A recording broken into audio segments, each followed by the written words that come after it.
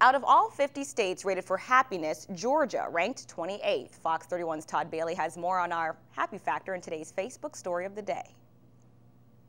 Hawaii tops the list at #1 for happiest states, followed by North Dakota, Minnesota, Utah, Alaska, and number 28 on the list, Georgia. The Gallup poll looked at 6 factors, including life evaluation, physical health, basic access to health care, and health behavior.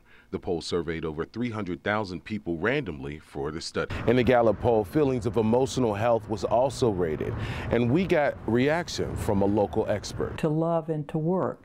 And so I think if our lives are organized around making a contribution, meaningful work, and on relating to others in a meaningful way, that may be the definition of happiness. Many people in the area agree. It's being able to accept what you have and being able to make the most of what you have. And it's all about just living life to the fullest without any binds or any restrictions. It's perspective. It's being content, good or bad circumstances. The study says improving the country's well-being will be tough because of the severe fiscal problems. The economy kind of stinks right now.